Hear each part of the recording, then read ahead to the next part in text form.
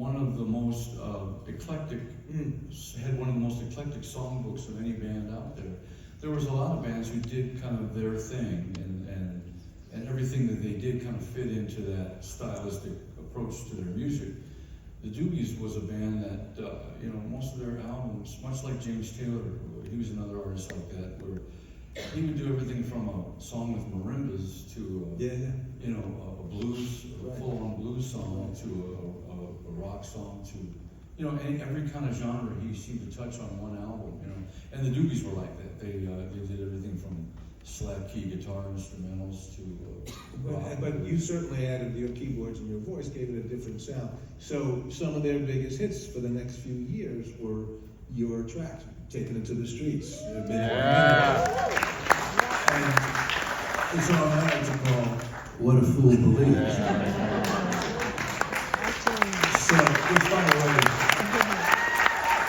Paul gets the credit for the title because he was convincing me that from the beginning, and I kept saying, no, that's too obvious. It's too easy. Too easy, yeah. And then as we started to write the book, and as the story started to reveal itself, I started to see the light, and realize. Well, because it wasn't really just, yes, somebody says, what a fool believes, you go, oh, Michael McDonald, love that. But it was also, as we thought, here's all the things that I believed foolishly, and over my life, and here's the things that I've learned. But you talk a lot in the book about process, and songwriting was not necessarily easy for you. It's always a struggle. And some come out easily. One of my favorite Michael McDonald songs is I Can Let Go Now, which was a beautiful killer song. You said this came out in one shot. The words it was one of those songs that kind of wrote itself almost. You got to find more of those. Yeah, I love If it. a book can write itself, we could have the whole week. You're doing our third one. Exactly. But What a Fool Believes, the story of that one, I thought was a great story. So you had, and as many songs, you start with something, a scrap, either a lyric or a little piano riff. So you had you just had that. That's all you had. I had, the chords in the first verse, the rhythm of that, Well, you had more than that then, okay. Yeah, well, not much. And I some enjoyed lyrics. singing that.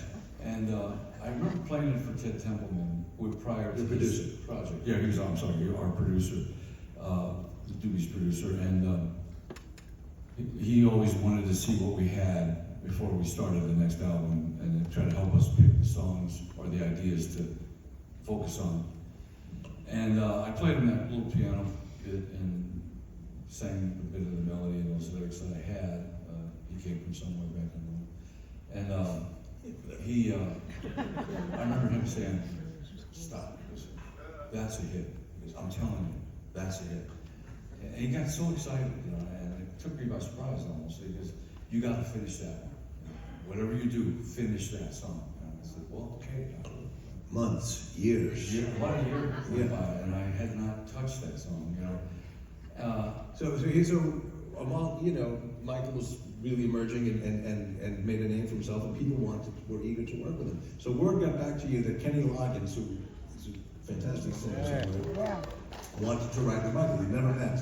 So they made a date. Kenny Loggins is coming to Michael's house in the Valley to write. Your sister, Maureen, big Kenny Loggins fan, she goes, maybe I should come on.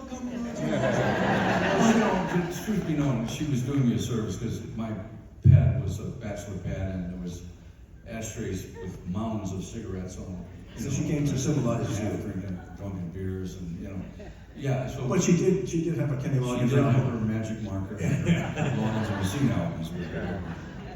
So the part that, I don't know, I just thought this was so good. So you're just going through your scraps of things that might work. Maybe I can do this with Kenny. And you play da da da da da, and you're not sure if it's anything. You ask Maureen, what do you think of this? And I was thinking I'll do this. And she says, She kind of looked at me like, she goes, that's nice. She goes, it's a little peppy, the word I heard was, it sounds a little like circus music. I wouldn't play it for Kenny. So, well, I blame her that way. I think it's funnier. Yeah, that might be the Irish in me, but anyway. So while you're playing this for her, doorbell rings. It's Kenny Loggins. And I don't think I would have played it for him because I think I had already convinced myself by then. Yeah, she just shot you down. But the doorbell rings while I'm playing this little piece for my sister, and we both kind of go, oh my God. He's here.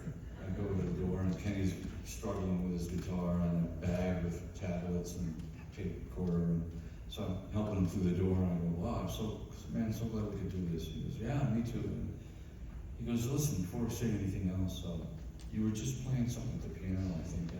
Is that something new? The circus music? Yeah. And I said, well, yeah, I was just playing it for my sister. I was thinking of playing it for you. He said, if there was anything that might interest you, he goes, perfect, because I want to work on that first. But beyond that, standing outside, you had, Oh, yeah. you came from somewhere back in Long Ago, that's all you had. Yeah. He opens the door and he has, He had already written the next bridge to the song before I even answered the door. In his mind, he heard, she had a place to live. So before we even spoke, we had half the song written. so if there's a lesson for all of us, have your sister clean up your house. And have a superstar rider ring the bell at the right time. So that's really the formula for success regardless. So before we